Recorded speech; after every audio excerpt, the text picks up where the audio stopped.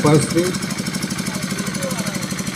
पूजनीय भगवान बुद्ध एवं बाबा साहब डॉक्टर भीमराव अम्बेडकर तथा उपस्थित माताओं बहनों तथा साथियों, आज आप लोग उनके परिवार के लोग इकट्ठा हुए क्यों तो जानते हैं, क्योंकि आज परिवार के एक सदस्य नहीं जो कि मुखिया तो होता है, चाहे मुखिया हो या कोई भी हो, ये तो हो लेकिन क्या किया जाए, उसी उपलक्ष्य में परिवार के लोग एक श्रद्धांजलि सभा का आयोजन किया है। नाच गान, रिश्तेदार, संगी साथी, इष्ट मित्र सबको आमंत्रित किया।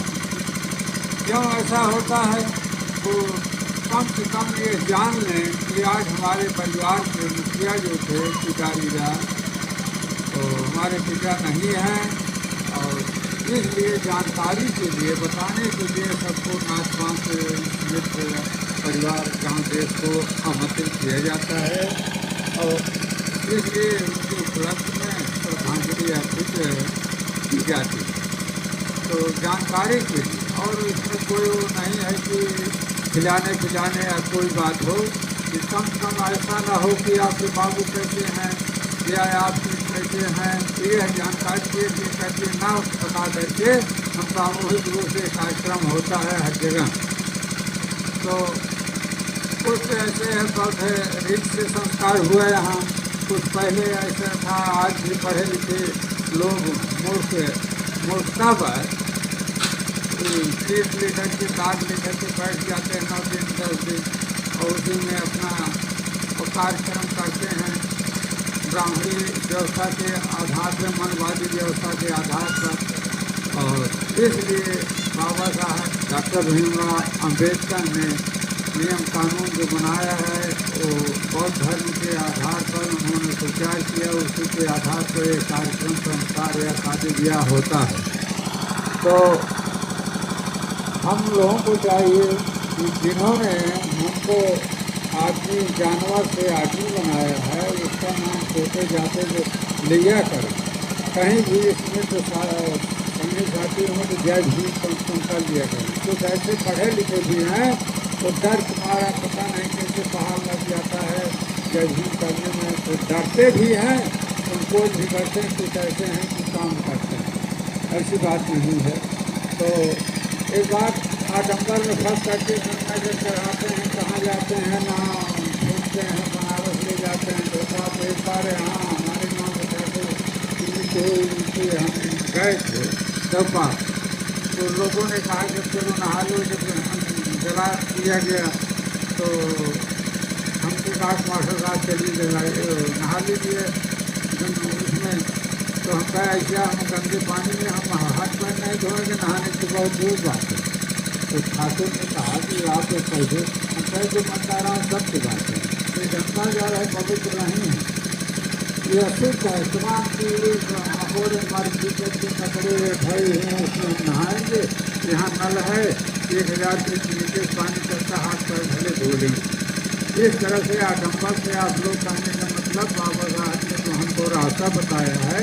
पहली बात तो शिक्षा ग्रहण करें, बच्चों को पढ़ावें लिखावें, और तब तो होगा। पढ़ने लिखने के बाद भी संगत या प्रवचन या कहीं भी कोई मीटिंग कुछ होता है तो उस पर ध्यान दें, और उसको पढ़ लिखने उससे नहीं होता है। और कुछ लोग ऐसे हुआ, अभी बातचीत वहाँ बातचीत कुछ लोग कर रहे थे आपस में, तो एक ने कहा कि इंदिरा ने क्या हुआ, बाबा साहब क्या जानते हैं? अरे हम कहे तो पागल है, हम दूर बैठे थे सुन रहे थे। हम कहे इंदिरा कांग्रेस 40 साल पर एक छत्र राज्य पूरे देश भर में दिया था, लेकिन दलितों का कोई नहीं दिया था, कहीं सर्विस कुछ नहीं दिया था। उनके राज्य शासन में 40 साल एक छत्र राज्य भारत में कांग्रेसी राज्य था, लेकिन कोई ध्यान नहीं दिया।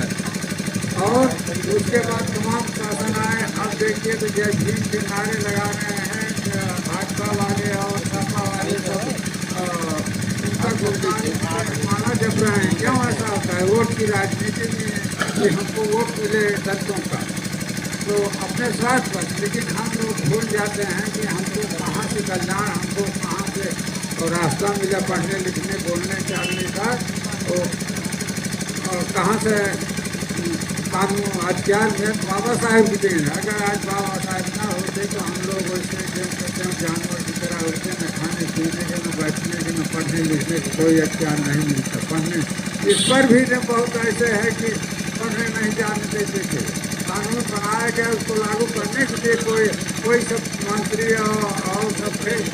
तो इसलिए भैया हम निवेदन करते हैं कि बच्चों को पढ़ाइए, पढ़ने के बाद इनका साहित्य पढ़िए, मनवादी व्यवस्था से दूर रहिए और इससे हमारा कल्याण हो।